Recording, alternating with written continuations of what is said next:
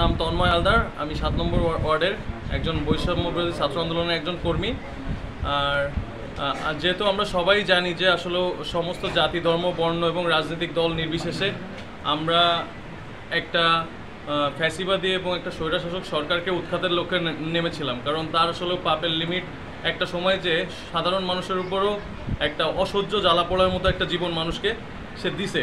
তো এক পর্যায়ে দেখা গেছে যে আসলে কোনো মানুষ যে কে আওয়ামী লীগ করে, কে বিএনপি করে, আসলে কে ছাত্রদল নাকি ছাত্রলীগ।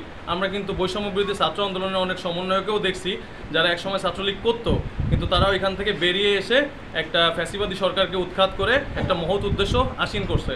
তো আমরাও ওরকমই একটা মতদর্শে ছিলাম, যে কারণে আমরাও হয়তো ব্যাপারটা এক পর্যায়ে যে সফলতা পেয়েছি। তো আমার ব্যক্তিগত মতদর্শ এই যে আমরা যে মহৎ উদ্দেশ্যে আমরা সামনে আগাইছি, আমরা সবাই একইভাবে কাঁধে কাঁধ মিলিয়ে আরও সামনে এগিয়ে যাব।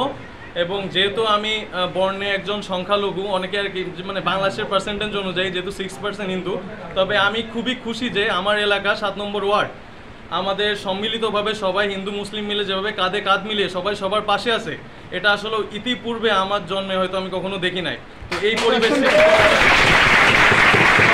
আন্তরিকভাবে কৃতজ্ঞ এবং আমরা চাই ঠিক এইভাবে একটা সোনার বাংলাদেশ গড়তে।